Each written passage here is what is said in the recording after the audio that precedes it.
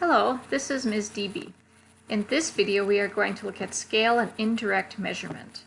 I have the book open here on the left so I can show you where to find some of the answers for these first few questions, which are some vocabulary and some understanding of the reading questions.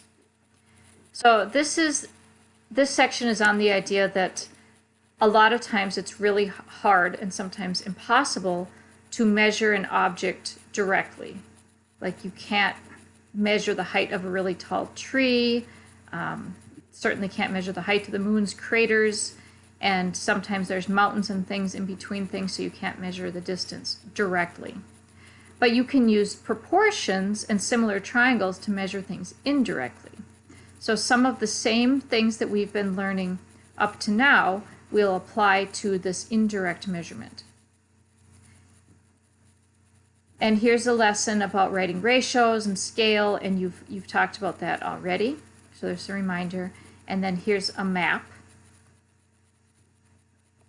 I want to find the part about similar figures. Here we go. Okay.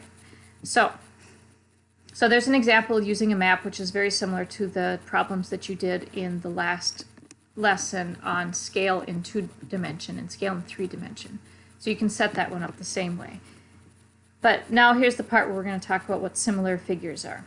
Similar figures are often used to make indirect measurements. Two shapes are said to be similar if they are the same shape and in proportion.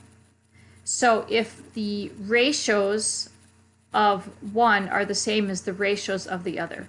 For example, if the height of this man over the distance of him to the mirror, we can write a ratio for that, is the same as the height of the Eiffel Tower over the distance from the Eiffel Tower to the mirror, then these items are said to be proportional or similar. So what we drew here was similar triangles. You have to kind of picture the last line right here and here. And similar triangles help us find missing measures using this indirect measurement. It's basically just setting up a proportion and finding the missing measurement, just like we've done in this whole section. So similar figures we talked about. We talked about what's true about similar figures. They're the same shape and they're also in proportion to each other, or proportional. What is the process of indirect measurement? The process of indirect measurement is this process right here. It's when you draw and label a scale diagram and you use the height of a known object to find the height of an unknown object. In this case, we are using reflection. See the mirror here? So when you look in the mirror and you can see the top of this, if this person can see the top of this, then that is a way to use indirect measurement. You can also do it with shadows. We do it with shadows sometimes. Here's the law of reflection, which is one of the questions right here. And you're supposed to say how that will relate to what we're doing.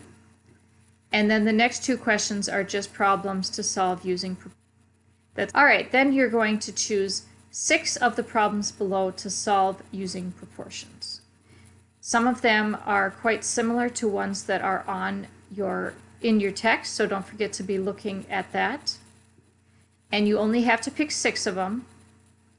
One of these problems is on this video. It's not this first one. I didn't do the helicopter one.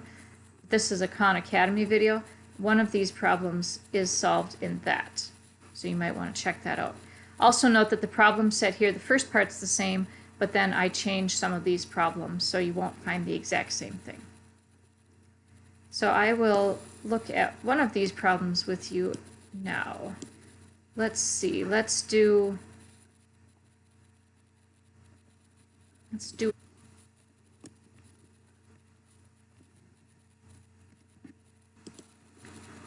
doesn't have a drawing yet, and we'll draw it in.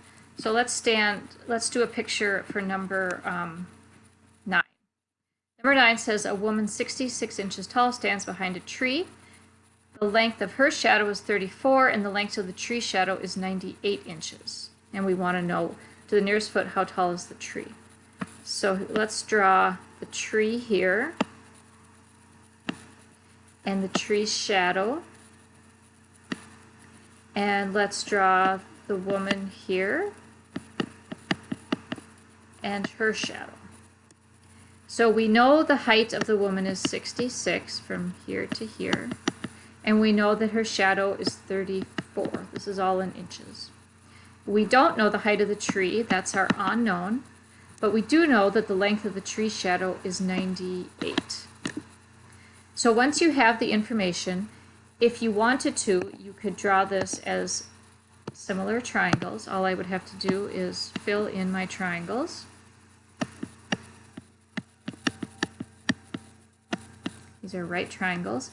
And I would say, well, the height of the tree, well, there's many ways to do this. Let's do it with what we know first. We know that the woman's height over the woman's shadow. We'll do it like that. There's more than one way to set up a proportion correctly. And we'll set this up with the height of the tree over the tree's shadow. So when you do that, we've got the woman's height is 66. We've got the woman's shadow is 34. We've got the tree's height, we don't know, and the tree's shadow is 98. And then I'm going to also write this out using my pen tool. Then we just use cross products to solve. 66 times 98 equals 34 times x.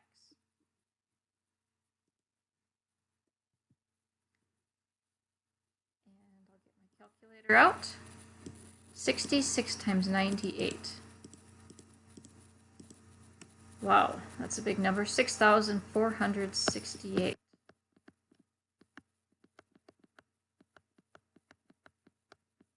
So this is a tall tree. This would be a hard thing to measure without using indirect measurement. And then we have to divide that by 34. 190.23. Round to 2 decimal places if you do have. And this is in inches. So we'll have one more step to do because the problem says to the nearest foot, how tall is the tree? Well, probably everybody knows that 12 inches is equal to 1 foot. So we just need to take our answer, 190.23, it's still on my calculator, divide it by 12, and this will be converted into feet. 15.85 feet.